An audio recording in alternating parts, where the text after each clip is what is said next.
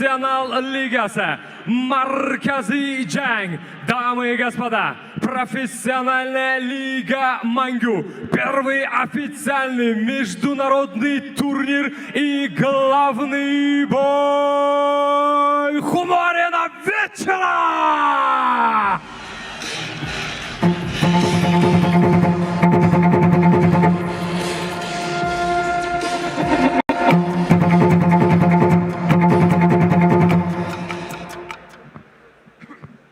Официальное представление бойцов. Первое — синий угол, Кокбурчак.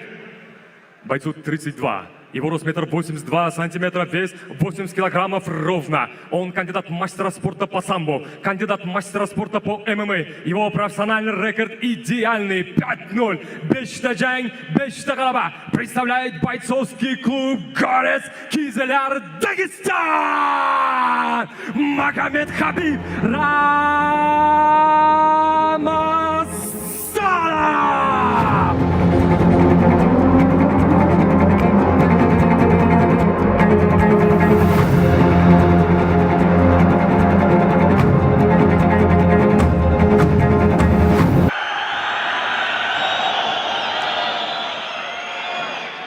Hamyurtimizning yoshi 26 da. Bo'yi 181 сантиметр, вазmi 80 килограмм. Он мастер спорта по ММА, действующий чемпион лиги UAE Warrior, xalqaro toifadagi sport ustasi, belbog'li kurash bo'yicha jahon чемпиона. Rekordi 12 ta jang, 12 ta g'alaba. Представляющий Nur TK MMA, O'zbekiston, Asaka Andijon. No contest. There ain't no one like cause of you dumb or you crazy. There's no way G, me and my clique, we handling biz while you and your clique just act fugazi. You could have persuaded me. Okay, gentlemen, this is the main event. You both know the rules. Protect yourself at any time. Listen to my command. When I say stop, is stop. Shake hand if you like. Go back to your corner. Qisqacha qoidalar tushuntirib o'tildi. Asosiy jang esa boshlanish arafasida. Ha do'stlar, ushbu qarama-qarshilik 80 kg vazn toifasida bo'lib o'tadi. Bilasiz, Hotanbek Boynazarov yarim o'rta vazn toifasi 77,1 kg da faoliyat olib boradi. Har ikkisi g'alabali seriyaga ega, mag'lubiyat yo'q. Birinchi raund boshlandi. Aytib o'tilganidek, Hotan Boynazarovning bazasi belbog'lik kurash va buni MMA da ajoyib tarzda qo'llayotgan vakillarimizdan biri sanaladi. Albatta, Hotanbek Boynazarov ayni damda O'zbekiston MMA vakillari ichida eng uzun g'alabali seriyaga ega jangchilar qatoriga kiradi. 12 g'alabali seriya bu ancha-muncha gap degani, chunki UFC ga yaqin turgan jangchilarimizdan biri. Ha, Warriors chempioni. Magomed Habib Ramazanov esa yaxshi qo'l, aniq. 5 g'alabali seriya qayd etgan Magomed Habib. Barcha g'alabalari muddatdan avval, 4 ta g'alabasi birinchi raundning o'zidayoq, umuman hakamlar qarorigacha jang qilmagan bu jangchi. Demak, bugun testdan o'tishi mumkin yoki mana o'zining belbog'lik kurashini ko'rsatib qo'ydi mana do'stlar. Demak, birinchi urinishdayoq takedown amalga oshyapti. Ha do'stlar. Mana bunday vaziyatda ajoyib foydalanadi Hotan Boynazarov. Anjarani ushlamaslikni aytdi referi.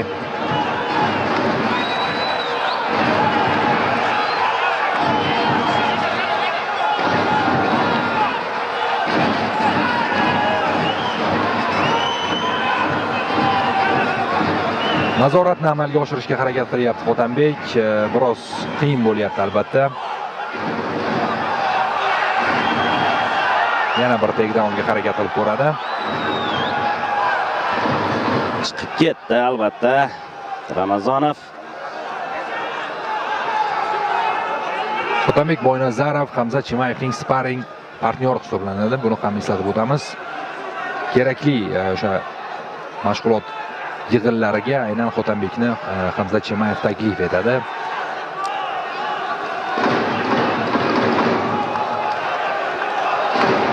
ehtiyot bo'lish kerak. Yaxshi. Navbatdagi takedown amalga oshish arafasida bo'ynini berib qo'ymaslik kerak. Gilyotinaga o'tib ketish arafasida yo'q. O'xshamaydi bu yerda gilyotina. Hotanbek hammasini to'g'ri qildi. Yon tomondan nazoratni amalga oshirishadi. Bekmountga o'tib ketyapti. Boynazarov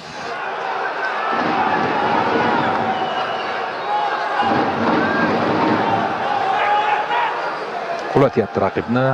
Boynazarov lekin ushlab turish oson bo'lmayapti. Shuncha chandiqni ko'ryapmiz Magomed Habibning tanasida.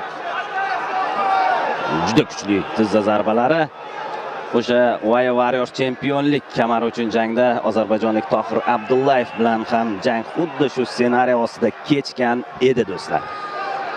Hotam Boynazarovning birinchi murabbiyi Azizbek Mirkomilov hisoblanadi. Hozirda Nurullo Mirzayev qo'l ostida mashg'ulotlar olib boradi. Shuningdek, PK MMA Fit zalida Husan Majlimov qo'l ostida ham tayyorgarlik olib boradi do'stlar.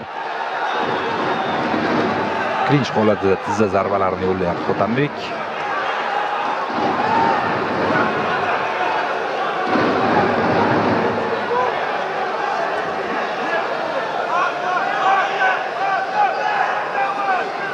Astoydil harakat qilyapti chiqib ketishga. Ramazanov yaxshi nazoratni amalga oshiryapti. Boynazarov umuman olganda Boynazarovlar polvonlar sulolasi sanaladi.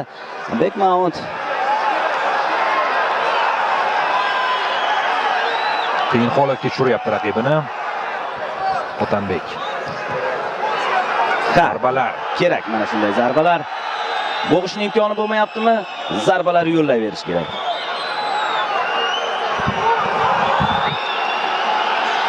Do'stlar,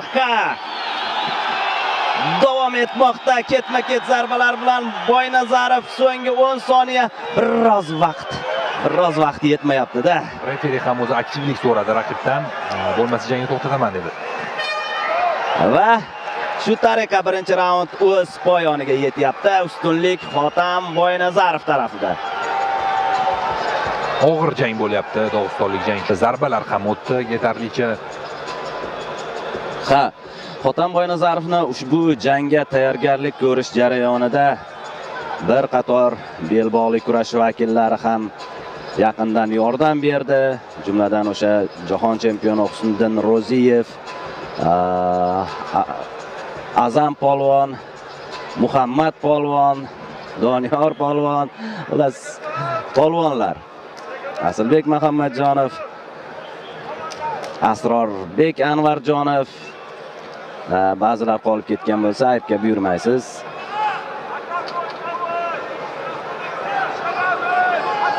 Demak, ikkinchi raund boshlanmoqda do'stlar. Eslatib o'taman, bu jang asosiy jang bo'lgani uchun 5 raund bo'lib o'tadi. Va haftadan 5 raundgacha cho'ziladimi degan savol ham uyg'onib qoldi birinchi raundni ko'rib. Ertaroq tugay qolsin, albatta.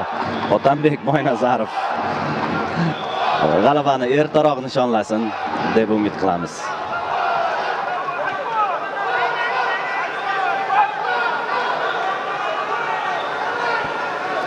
Yuqoridagi fikrimni tugallab qolaman. Boynazarovlar polvonlar sulolasi sanaladi.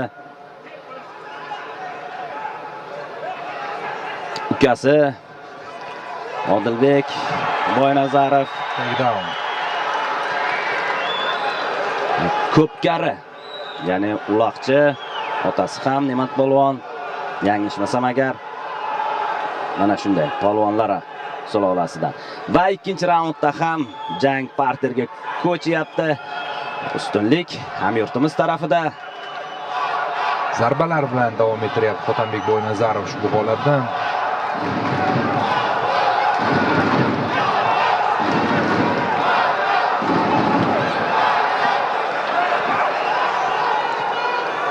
Ajoyib. Bekmount. Mana endi vaqt ko'proq. Mana endi Hali to'liq o'ta olmadi oyog'i. o'tkaza olmadi. Ramazanov tutib qoldi.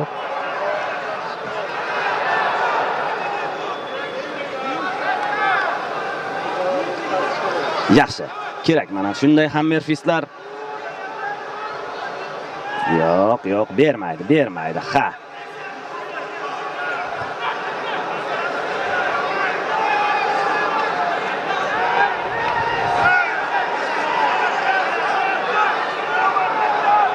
Zarbalar.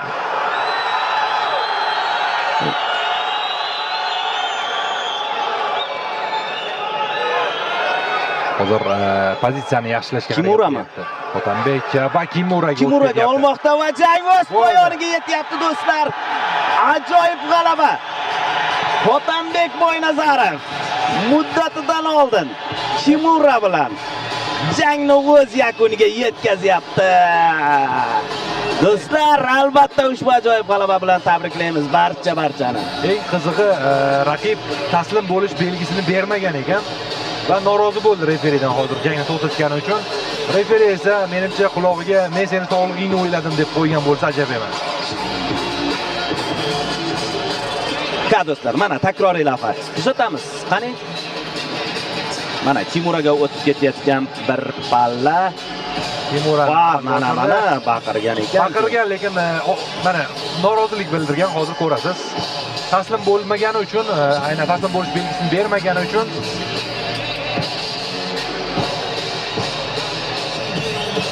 norozi ekanligini aytganman, lekin o'zi baqirish ham mumkin emas o'zi aslida. Referi istalgan vaqtda jangni to'xtatishi mumkin. Nima bo'lganda ham 13-g'alabali seriya va 13-si yana bir mag'lubiyatsiz jangchi ustidan bo'ldi. Bu albatta oddiy g'alabadan ko'ra ming chandon yaxshiroq. Ha do'stlar, Mangu ligasining ilk turniri